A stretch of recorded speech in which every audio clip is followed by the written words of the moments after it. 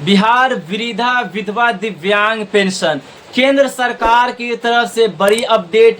Bihar pension बढ़ोतरी अब 3500। आज की इस वीडियो में हम बात करने वाले हैं, अगर आपकी आयु 60 से अधिक है या फिर 58 से अधिक है तो आप सीनियर सिटीजन के श्रेणी में आते हैं। तो आज की इस वीडियो में हम बात करेंगे अब आपको कितनी पेंशनें मिलने वाली है, क्योंकि आप सभी को पता है सभी राज्य में अलग अलग प्रकार के पेंशन मिलती है, जो कि अब केंद्र सरकार का कहना है और सुप्रीम कोर्ट ने इस पे सख्त आदेश को जारी किया।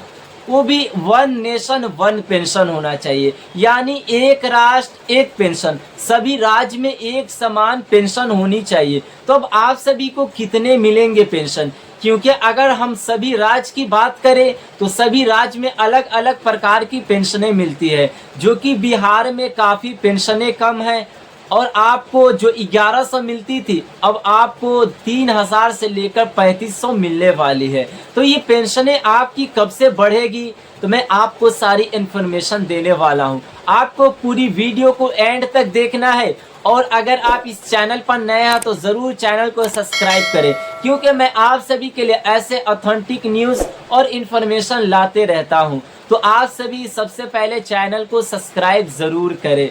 चलिए अब हम बात करते हैं कि बिहार में जो पेंशनें बढ़ेगी वो कब से बढ़ेगी, क्योंकि यहाँ पे केंद्र सरकार ने इस आदेश को पेश किया कि अगर सभी राज्य में 3500 बढ़ा दिया जाता है तो वित्तीय यानी इस पे काफ़ी दबाव आ सकती है, जिसके कारण सभी राज्य में अभी पेंशन नहीं बढ़ाई गई है। तो कब से पूरे राज्य में समान पेंशन होगी।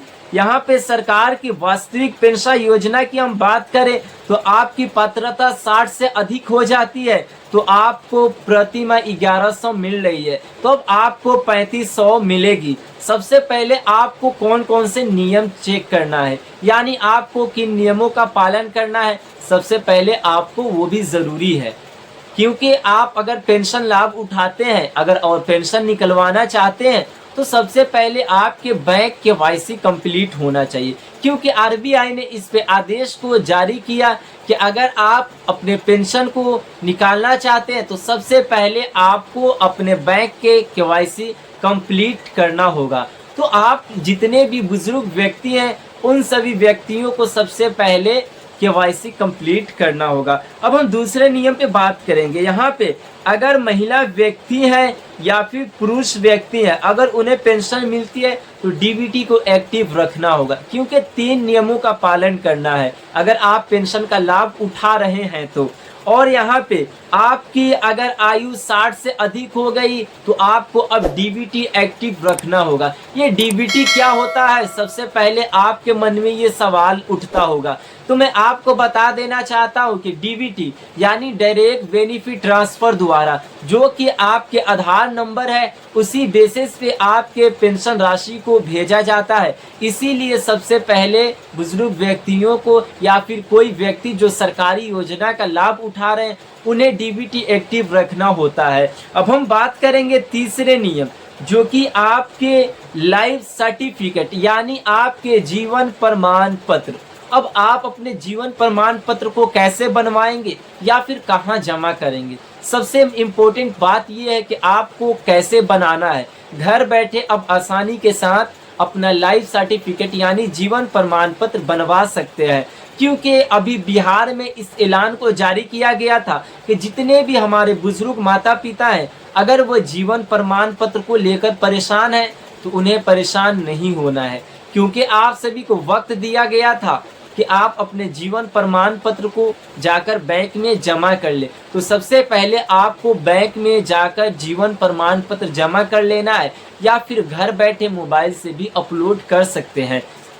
यहाँ पे अब हम बात करेंगे सीनियर सिटीजन कार्ड को। जैसे कि अगर आपके पास सीनियर सिटीजन कार्ड है तो आपको उस पर भी लाभ मिलेगा। हम अब बात करने वाले हैं 3500 पेंशन की बात कहाँ से आती है।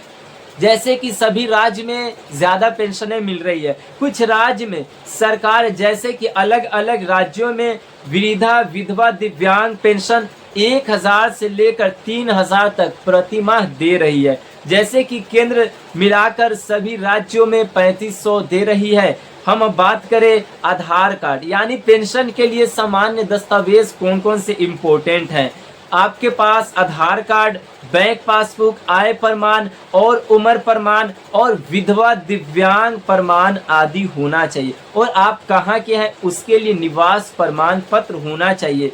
यहाँ पे आपको जो पेंशन अब 3500 मिलेगी वो 1 अप्रैल 2026, जो कि बड़ी अपडेट यहाँ पे जारी किया गया है। यहाँ पे पेंशन 3500, यहाँ पे मासिक पेंशन की नई अखिल भारतीय योजना सरकार द्वारा घोषित, यानी अप्रैल के महीने में इसे किया जाएगा। वर्तमान में वृद्धा, विधवा, दिव्यांग पेंशन योजनाएं केंद्र व राज्य सरकार के सहयोग से संचालित चल रही है। तो आप सभी को ज्यादा घबराना नहीं है। और आपके राज्य में कितनी पेंशनें मिलती है हमें जरूर कमेंट करके बताएं। और आप सभी को जो ये 3 नियम बताए गए हैं वो सबसे पहले आपको नियम का पालन करना है, जब भी आपके बैंकों तक राशि आएगी। क्योंकि बहुत बुजुर्ग व्यक्तियों के मुझे कमेंट आए कि हमारे 1 या 2 महीने से पेंशन नहीं आया है। तो सबसे पहले आपको बैंक में जाकर अपने इन 3 नियमों को कंप्लीट रखना है।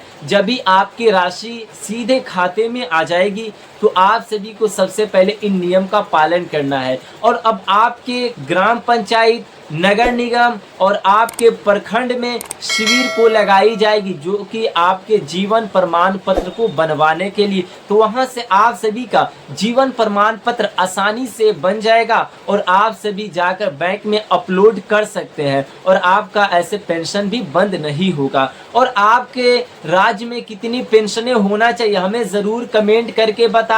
और जैसे कि हरियाणा और उत्तर प्रदेश की बात करें, हरियाणा में 2800 और दिल्ली में 2500 से ज़्यादा मिल रही है। यानी जितने भी केंद्र शासित प्रदेश है उसमें सबसे अधिक पेंशन का लाभ मिल रहा है। और आप अपनी आवाज़ को सरकार तक ज़रूर उठाएं। तो ये थी आज की काफ़ी महत्वपूर्ण वीडियो। धन्यवाद।